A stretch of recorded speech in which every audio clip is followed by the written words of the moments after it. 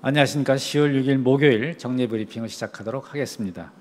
윤병세 외교부 장관은 현지 시간 10월 5일 수요일 브뤼셀에서 75개국 대표 및 25개 국제기구 대표들이 참가한 가운데 개최된 아프간 강력급 회의에 참석하여 우리 정부가 국가 재건 과정에 있는 아프간의 경제사회 발전을 위해 2017년부터 2020년간 국내 절차에 따라 총 1.2억 달러를 기여할 계획임을 발표하였습니다.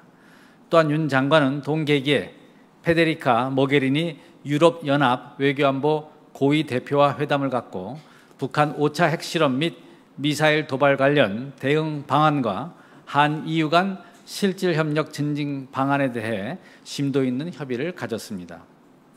윤 장관은 EU가 그간 국제사회의 대북 압박 공조에 적극 동참해 온 것을 평가하면서 북한이 비핵화의 길을 선택할 수밖에 없도록 다양한 분야에서 압박해 줄 것을 당부했으며 양측은 한국과 EU가 강력한 신규 안보리 제재 결의의 조속한 채택과 철저한 이행, 주요국들의 독자 제재, 그리고 글로벌 차원의 대북 압박 등 전방위적 노력을 전개하는 데 있어 구체적인 조치에 대해 긴밀히 협의해 나가기로 하였습니다.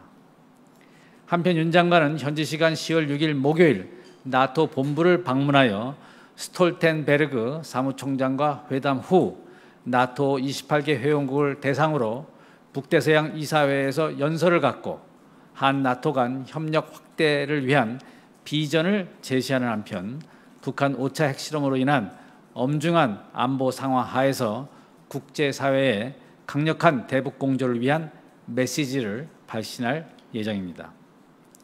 한편 임성남 외교부 제1차관은 10월 9일 일요일부터 11일 화요일까지 아시아 협력대화 ACD 제2차 정상회의 참석차 태국을 방문하는 황교안 국무총리를 수행할 예정입니다. 임 차관은 황 총리를 수행하여 ACD 정상회의, 한태 총리회담 등에 참석할 예정입니다. 이상입니다. 그러면 질문을 받도록 하겠습니다.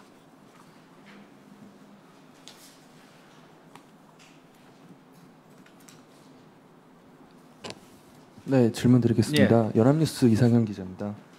최근 미국 조야에서 대북 협상론이 좀 잇따라 제기되는 상황인데요. 대북 어떤 거요? 그러니까 대북 협상론이 잇따라 제기되는 상황인데요. 이제 뭐 예를 들자면 로버트 갈루치 전 특사를 비롯해서 그런 의견들이 조금씩 나오는 것 같습니다. 이것 관련해서 우리 정부의 입장이 무엇인지 좀 궁금하고요. 아울러서 그런데 또 다른 한편에서는 미국 대선 부통령 후보 토론회를 보면 선제 타격론에 대한 언급도 있어서 좀 이제 화제가 되는 상황인 것 같습니다. 이것에 대한 좀 정부의 의견도 함께 듣고 싶습니다. 예.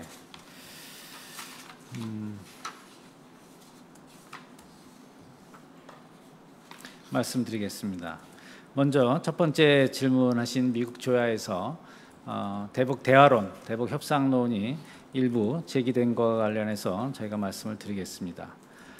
북한은 연이은 핵실험 및 탄도미사일 발사 도발에 더하여 UN 총회 등 다양한 계기에 핵무장을 국가 노선으로 천명하면서 핵무기의 질량적 강화를 계속해 나가겠다고 하는 등 비핵화 의지가 전혀 없음을 분명히 하였습니다.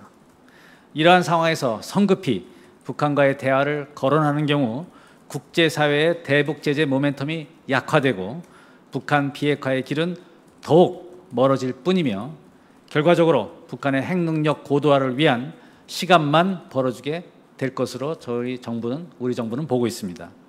한미 양국 정부는 이러한 일치된 인식을 바탕으로 국제사회와 긴밀한 공조 하에 강력한 제재 압박을 통해 북한이 핵 포기라는 올바른 선택을 할 수밖에 없는 환경을 조성하기 위해 노력하고 있습니다.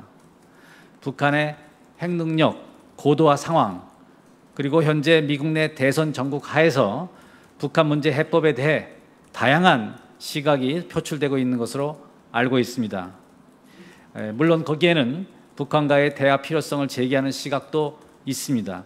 그러나 상당수의 미국 인사들은 거듭되는 북한의 핵과 핵실험 및 미사일 발사에 따른 북한의 핵능력 고도화가 가속화되는 가운데 대화 재개는 북한의 핵능력 고도화를 위한 시간만 벌어줄 것이며 어떠한 형태의 대화 제안도 거부한 것은 바로 북한이라는 점에 공감하고 있는 것으로 알고 있습니다. 또 두 번째 질문하신 사항에 대해서는 먼저 대선이 진행 중인 국가의 선거 과정에서 나온 언급에 대해서 정부 차원에서 코멘트하는 것은 적절치 않다고 생각합니다. 다만 이러한 문제가 제기되는 것은 그만큼 북한의 핵과 미사일 위협의 심각성과 엄중성에 대한 미국 내 경각심이 높아졌다는 것을 의미한다고 하겠습니다.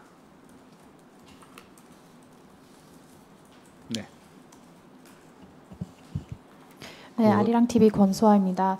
어제 어느 매체에서 미국과 중국이 새로운 대북 제재로 그 북한에 대한 에너지 거래를 제한하는 방안이 논의되고 있다고 보도를 했는데, 이 논의에 대해서 우리 정부와도 지금 진행이 되고 있는지와, 그리고 실질적으로 원유나 석탄이나 철강 무역이 중단됐을 때 어떤 효과를 예상하시는지 여쭤보고 싶습니다. 네, 지금 질문하신 사항에 대해서는 두 가지 라인으로 제가 답변을 드리겠습니다. 첫 번째는 현재 안보리 이사국 간에 결의안 협의가 진행 중에 있으므로 우리 정부 차원에서 관련 사항에 대해서 구체적으로 언급하는 것은 어려움을 양해해 주시기 바랍니다. 두 번째로 그럼에도 불구하고 우리나라는 미국 등 우방국과 새로운 추진과 제재 결의안에 대한 방향성을 분명히 갖고 있습니다. 그것은 현재 2270 제재 결의안에 있는 루폴, 일종의 그 틈새 것을 가능한 한 메우는 그런 것과, 두 번째는 거기에 또한 새로운 제재 요소를 추가하는 것, 그리고 또 제재 대상을 확대하는 그런 세 가지 측면에서 방향성을 가지고 미국 등 우방국과 그간 긴밀히 협의해왔고 또 지금도 협의 중에 있음을 말씀드리고자 합니다. 추가 질의 드리겠습니다. 네. 민중의 소리 김원식 기자입니다. 외교부가 좀 입장을 밝혀 주셔야 될 것 같은데요. 좀 전에 답변하셨지만 지금 한국 언론이나 외신 보도에 따르면 특히 이번 추가 제재 2270호를 뛰어넘는 그 추가 제재 결의안에 관해서 윤 장관님께서 지원 유엔 총회 때 지금 방금 대변인께서 말씀하신 대로 빈틈없는 제재를 하겠다고 했는데, 최근에 특히 아시다시피 러시아가 안보리 의장국이 되어 있습니다. 그래서 외신 및 국내 언론에서는 러시아가 적극적으로 개입하고 있어서 또 다른 변수가 생겼다는 보도가 잇따르고 있습니다. 그래서 제가 질의드린 건 우리 외교부가 러시아하고 현재 어떤 설득이라든지 어떤 협상이 진행되고 있는지, 또 이러한 러시아 변수에 대한 외교부 입장을 좀 말씀해 주시기 바랍니다. 네. 그 질문에 대해서도 마찬가지 대답이 되겠습니다만, 더 추가해서 말씀드리면 최근에 김홍균 본부장이 또 러시아를 방문한 바도 있습니다. 또 그 전에는 중국도 방문한 바 있고, 따라서 우리 정부로서는 가능한 한 강력한 새로운 제재 결의안이 채택될 수 있도록 안보리 상임이사국들과의 긴밀한 협의를 그간 진행해 왔습니다. 그것을 바탕으로 지금 현재 상임이사국 간의 협의가 진행 중인 것으로 알고 있고, 또 우리 정부는 나름대로 이사국들과 긴밀한 접촉을 통해서 그러한 방향으로 갈 수 있도록 노력을 하고, 외교적인 노력을 하고 있다고 말씀드리겠습니다. 그러면 곧 서맨스 파워 유엔 미국 대사가 방한하는 걸로 알고 있는데요. 그게 그 유엔 제재 추가 제재 결의안하고도 관계된 내용입니까? 관계가 되어 있습니까? 네, 파워 대사 방안과 관련해서 질문해 주셨기 때문에 같이 답변을 드리도록 하겠습니다. 사만사 파워 주 유엔 미국 대사의 이번 방안 목적은 북한 핵 문제, 그리고 북한 인권 문제 등 엄중하고 시급한 현안 상황들에 대해 유엔 차원에서의 한미 공조 강화 방안 등을 협의하기 위해서 오는 것입니다. 지금 현재 10월 8일 토요일부터 11일 화요일까지 방한하는 것으로 되어 있으며, 주한미국 대사관에서 미측이 일정을 주선 중에 있습니다. 따라서 우리 정부와 구체적인 일정이 조율이 완료되는 대로 발표할 예정에 있습니다. 마지막으로 네. 아까 연합뉴스 기자분에 대한 답변을 추가 질의드리면은요. 그렇다면 지금 우리 외교부에는 대북 문제에 관해서 대화 협상이 아직 시기가 아니다. 그러면 우리 외교부의 입장은 제재를 통한 압박을 계속 강화해야 된다는 게 우리 외교부의 공식 입장이다. 이렇게 봐도 되는 것입니까? 맞습니다. 알겠습니다. 동아일보 조승호입니다. 차기 유엔 사무총장 관련돼서 질문을 드리겠는데요. 오늘 보도에 따르면 구테레스 전 포르투갈 총리가 유엔 안보리의 예비 투표에 의해서 차기 총장 후보로 강력 청거된 것으로 보도가 되었습니다. 예. 올해 말로 임기가 끝나는 반기문 유엔 사무총장의 사정을 생각을 하면 한국으로서는 의미가 각별할 수밖에 없는데요. 여기에 대한 평가와 이 구테레스 후보자와 우리 정부의 관계에 대해서 좀 설명을 해주시면 좋겠습니다. 네.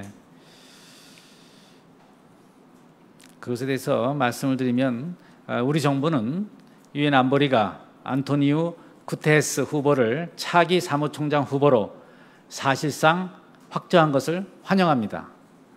앞으로 동 후보가 안보리와 총회의 공식 절차를 거쳐서 차기 사무총장에 임명되면 그간의 경륜을 바탕으로 국제 평화와 번영에 적극 기여해 줄 것으로 기대하고 있습니다. 아무래도 구테레스 후보는 포르투갈 전 총리를 역임했기 때문에 우리 정부와는 긴밀한 협력 관계에 있다고 평가하고 있습니다.